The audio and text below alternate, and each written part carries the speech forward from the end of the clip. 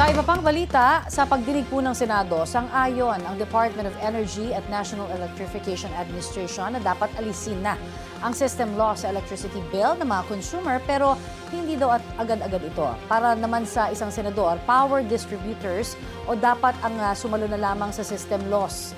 Balitang hatid ni Bea Pinlac.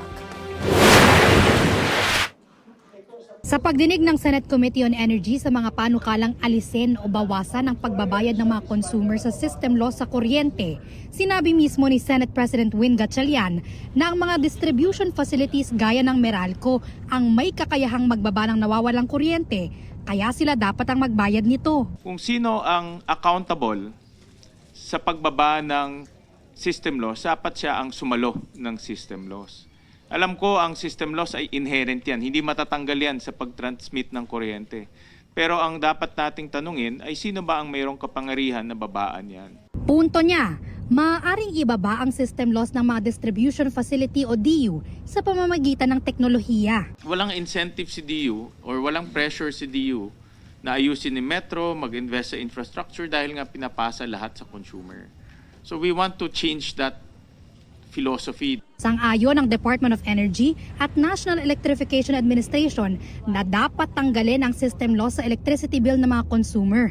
Pero babala nila, hindi ito dapat gawin ng biglaan dahil magkakaproblema ang maliliit na electric cooperative o EC. We anticipate that the Senate and the Congress will decide to immediately implement the removal of the system loss. Ang ibig sabihin po nito ay mas maraming electric cooperative ang magkakaproblema financially. In fact, from 30 ECs, 78 ECs will be affected by this. Kaya naglatag ang NEA ng plano. Gusto nitong matutukan ang pagsugpo sa pagnanakaw ng kuryente. Sa datos ng PNP, mula noong 2022, wala pang 800 ang naaaresto dahil sa pagnanakaw at pagbebenta ng kuryente. At 21 pa lang dyan ang nako-convict. Gusto namin pag-aralan ng ERC na instead na si consumer is bearing the cost, it should be the DU bearing the cost so that mapuwersa siya mag-invest in better infrastructure and maintenance.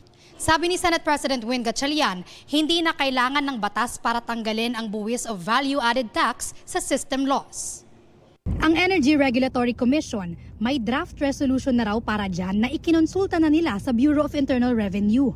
So, by billing po ng September, wala na po yung VAT na yan sa bills po na nationwide ng mga kababayan natin, VAT sa systems loss. Kung sa effectivity po ng aming magiging resolution at ng sa BIR, maaari po itong mangyari sa September. Pero hindi masabi kung kailan talaga ito mararamdaman ng mga consumer. Dahil hihirit po ang mga distribution utilities na kakailangan nilang baguhin yung kanilang mga billing software at yung kanilang billing nang sa ganon ay maiakma ito dun sa kung ano ang lalamanin noong RMC kung paano mai-reflect yung removal ng VAT on system loss. Bea Pinlac, nagbabalita para sa GMA News.